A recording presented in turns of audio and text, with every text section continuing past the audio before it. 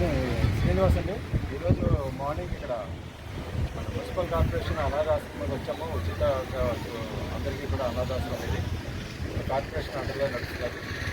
ఇక్కడ అనేక మంది అనాథలు అంటే ఎవరైతే పిల్లలు వదిలేసి అనాథలుగా రోడ్డు మీద తిరుగుతారో వాళ్ళని తీసుకొచ్చి వాళ్ళని అంతా ఇదిగా ప్రేమగా చూస్తున్నారు. అయితే ఈ అనాథాశ్రమాల్లో ఉచితంగా చేసే అనాథాశ్రమాలకు మాత్రం మేము ఎక్కువ సేవలు అందిస్తున్నాము. మీ అందరికీ తెలుసు అనేక రకాల సేవలు అందిస్తున్నాము. అయితే ఈరోజు ఇక్కడ ఈ టీం రాధాకృష్ణ గారు, ధనంజయ్ గారు వాళ్ళందరూ టీంని రిక్వెస్ట్ చేశాము. వాళ్ళు ఏంటంటే వినయంగా షేరింగ్ అది చేసుకుంటారు. ఎవరైతే గ్రూపుగా ఉండి ఇలాంటి అనాథాశ్రమంలో ఒకేసారి గ్రూపుగా ఉచితంగా చేయడం ద్వారా ఈ అనాథాశ్రమాలు కూడా కొంత తోడ్పాటు ఒక సేవా కార్యక్రమంగా వీళ్ళు నిర్వహిస్తున్నందుకు వీరికి ప్రత్యేకంగా నేను ధన్యవాదాలు తెలియజేసుకుంటున్నాను. ఈ అనాథాశ్రమం తాలూకా మేనేజ్ చేస్తున్న ఆవిడ కిరణ్మయ్య గారు నాకు అడిగారు, సార్ ఈరోజు మా ఆశ్రమంలో 50 మంది 60 మంది ఉన్నారు, వాళ్ళకి హెయిర్ కటింగ్ చేయాలంటే మాకు ఇబ్బందిగా ఉంది, ఎవరన్నా జ్యోతిర్మయ్య గారు అడిగిన ప్రకారం వెంటనే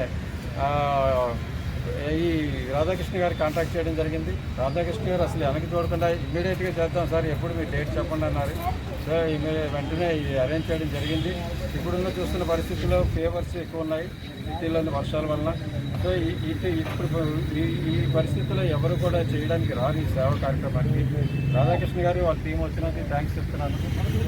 ఆల్రెడీ మగవాళ్ళకి చేస్తున్నారు, ఇప్పుడు ఆల్రెడీ ఒక 30 మంది వరకు, ఇప్పుడు లేడీస్కి ప్రారంభిస్తున్నారు. సో ఈ విధంగా అనేక సేవా కార్యక్రమాలు మన స్వయం కృషి ద్వారా చేయడంతో ఇప్పుడు రాధాకృష్ణ గారి వాళ్ళ టీంని కూడా స్వయం కృషిలో చేర్చుకొని మేము ఇక ముందు ట్రైబల్లోని ఎక్కడైతే వెనుకబడి ఉంటారో వాళ్ళందరికీ పిల్లలందరికీ కూడా అంటే హాస్టల్లో కూడా ఫ్రీగా చేయడానికి కూడా రాధాకృష్ణ గారు కూడా ముందుకు వచ్చారు వాళ్ళ గ్రూపు. సో ఈ విధంగా మేము కార్యక్రమాలు చేయడానికి ముందుకు వెళ్తున్నాము. అయితే ఈ అనాథాశ్రమాలలో మొత్తం ఇంపార్టెన్స్ ఇద్దామనుకుంటున్నామండి జిల్లా మొత్తం మీద. ఎందుకంటే తల్లిదండ్రులు పిల్లలు చూడలేని పరిస్థితుల్లో రోడ్డు మీద తిరుగుతూ పాపం నిరాశ్రయాలుగా ఉన్న వాళ్ళని వీళ్ళు ఎంతో ప్రేమగా తీసుకొచ్చి స్నానం చేయించి తిండి రోజు 2 పూట్ల 3 పూట్ల తిండి వసతులు కల్పిస్తున్నందుకు ఈ ఆశ్రమం వాళ్ళకి చాలా థ్యాంక్స్ చెప్తున్నాను. ఇదేవిధంగా అనేక ఆశ్రమాల్లో మనం చేస్తున్నాము. సో ఇది మోడల్, మీరు దీన్ని స్ఫూర్తిగా తీసుకొని మీ సహాయ సహకారాలు అందిస్తారని కోరుకుంటూ మీ శ్రీనివాస్. బయట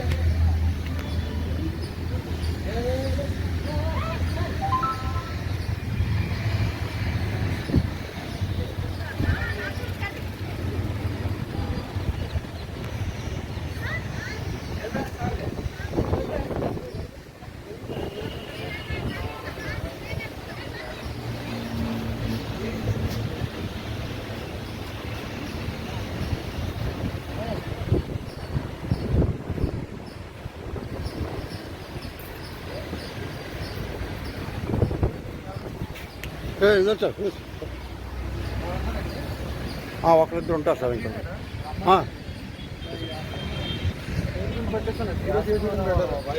టీఎస్ఆర్ కాంప్లెక్స్ కూడా వైభవ్ జ్యువెలర్స్ ఎదురుగుంటా 2వ అంతస్తులో ఉందండి.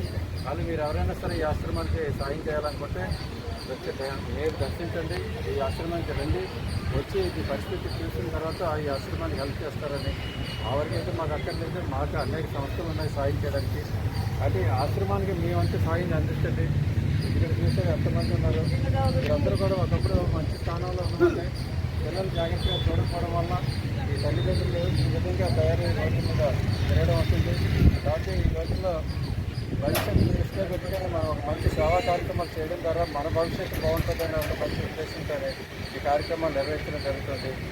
మరొకసారి మీ అందరికీ కూడా మనం విజ్ఞప్తి చేస్తున్నాము, ఇలాంటి ఆశ్రమాలకు సాయం చేయండి, ఇలాంటి సేవా కార్యక్రమాలు చేస్తున్న సంస్థలకు సాయం చేయండి, దాని ద్వారా మీ రుణం తీర్చుకోండి.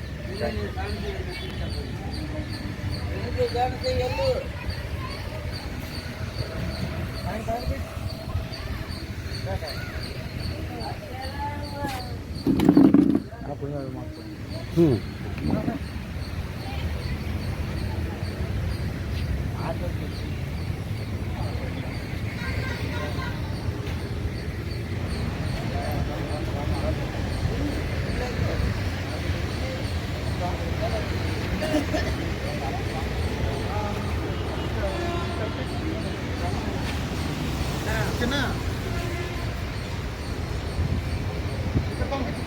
తనొద్దు వెళ్ళండి, వెళ్ళిపో.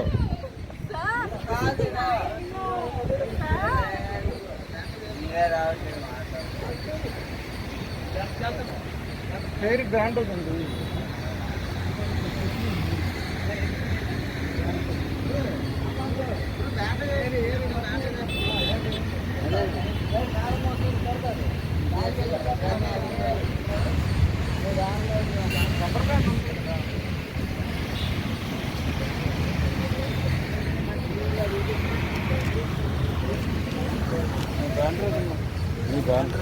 మీ బ్యానర్ పెట్టండి ఒకసారి.